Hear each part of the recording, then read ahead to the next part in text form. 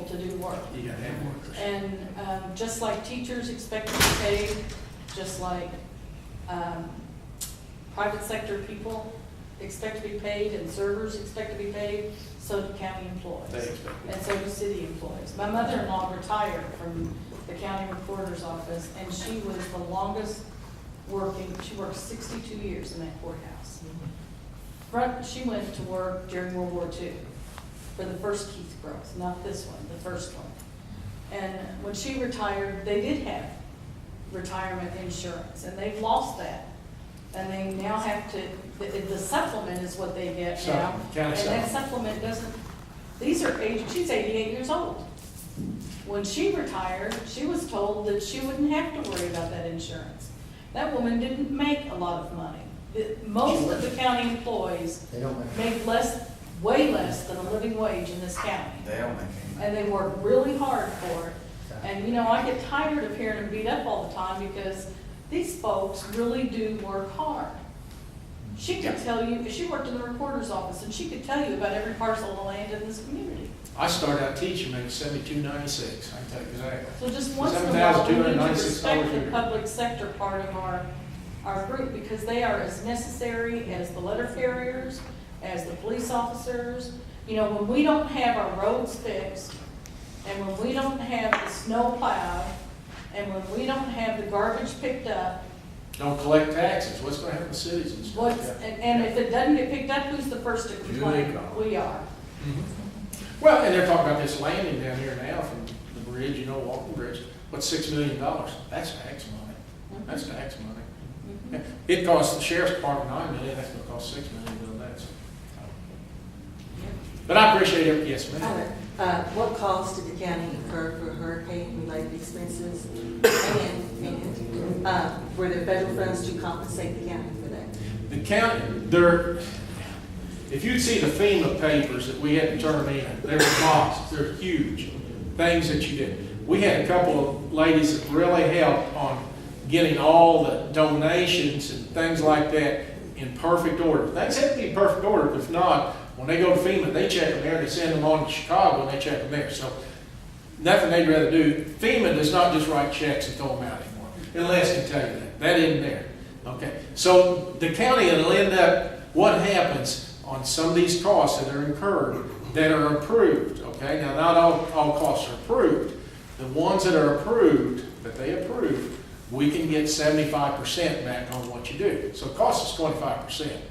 But, you know, some of the equipment you use, some of the manpower, a lot of things aren't, you know, attorney's fees. We don't get anything back on that. You know, and we went out to a lot of these places, we had a lot of meetings, and people said they're not doing enough. But, you know, when it gets down, that's probably more the federal. They don't just write checks anymore. You know, they're not, well, I'm impacted back, give me a check for $50,000. Now, it's $32.50 or something. It's the maximum you can get. $30,000. Yeah, and a lot of people had insurance, so they don't, you know, they look at everything. But we encourage everybody to sign up for it because you might or might not. There was a deadline. If you didn't sign up for time, and there probably was something, then you can. Did we clean up everything they brought out the road? Les can tell you that. But we had to document every load that was hauled off. Everything, if people got it out to the road in that time period, you know, we hauled off, we get 75% back. But we wanted it to go to our landfill because the landfill, our charge is a whole lot cheaper than some of them at the school. They were sending up, what, $85, $90? Yeah.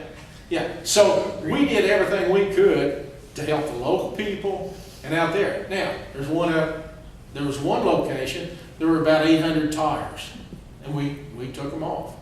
They got them out the road. Now, I don't know anybody in here that drives a car that much that you might have to go through 800 tires. But they got it out, we did it, you know. But it might have been a health hazard too, so in the long run, it's probably good. What most people didn't realize, and I'm sorry to take No, that's fine. is that we had to start out 30,000 linear feet of streams in the county that was blown shut by the tornado. When it got done, it was 60,000 linear feet of streams that we had a contract with, and we get paid, reimbursed 75/25, and it comes to the USDA. It's called the Natural Conservation Resource Service. They have paid their bill, we still have to pay 25%. But it's up to the discretion of the governor. He could pay all or any part of that 25% that he wants.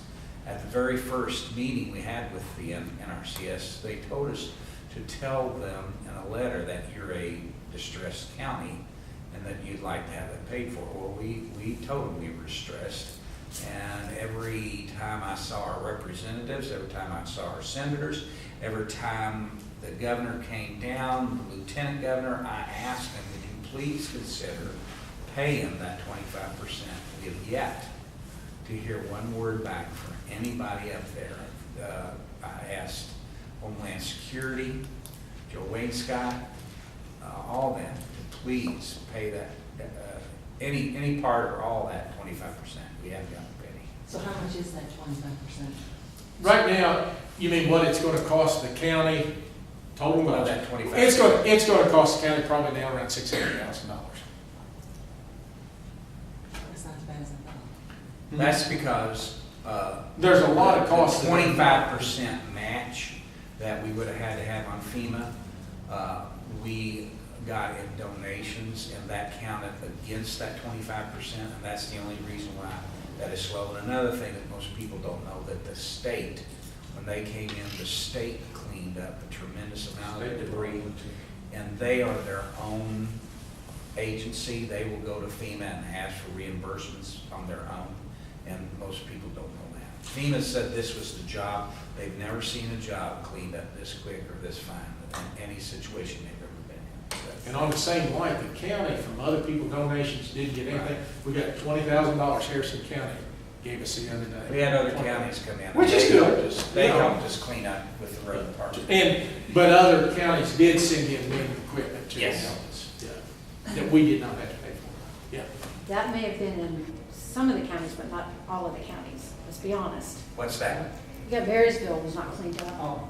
Marysville was not even taken care of. I'll disagree with you there. We Anything disagree they on brought that. out to the road, anything brought out the road, and if anybody's seen any, and maybe you did on volunteer work and bring it out, if they brought out the road at a certain time period, it was cleaned up. We It cannot was go cleaned on up. private property. I do Yeah. understand that. It was brought to the roadside, it was But cleaned there up. there were people that were brought together from the government, the county government, that were there in Henryville. No one showed up in Marysville. That's Those wrong. people That's still, wrong.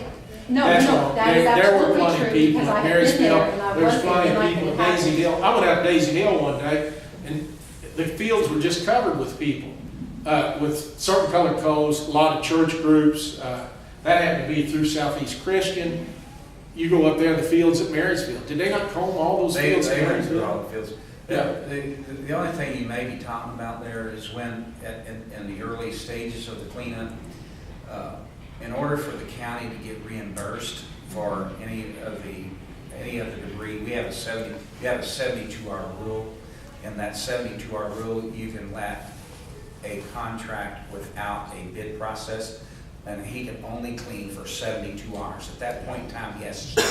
Then you That's have federal rule. That's That's the federal federal, rule. yeah. Then at that point in time, then you have to go out for bids for the rest of the debris cleanup, which we did. And at that point in time, there was about a 3 or 4 day period in which there was no one cleaning up except for the county road department. And if you cleaned up the debris, if we used our expenses or any manpower to clean up, at that point in time, it was not reimbursable. You lost that money. So there was a 3 or 4 day period in which no cleanup was done. But you know, we have heard that Marysville was neglected.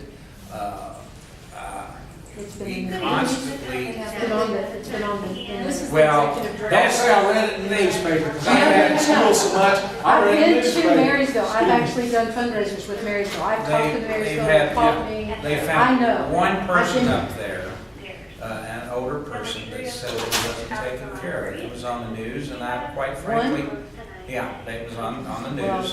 then We've you're had being several misinformed. community meetings up there in which we've tried to help them with their septic tank and their sewer system. We've tried to work This with is the septic. executive director of March to Recovery.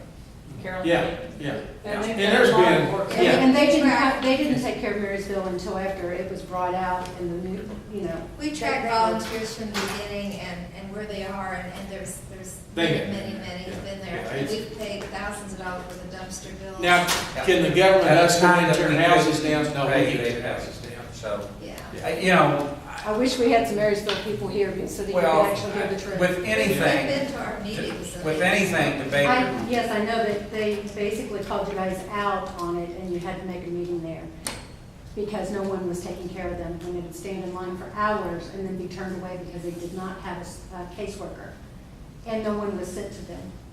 I so was then there. you may be talking about a entirely different thing. Yeah. You may be talking about after the county's responsibility to get the place cleaned up and it comes into recovery. And recovery, the county, we can't get anybody in a headlock and make them go help people.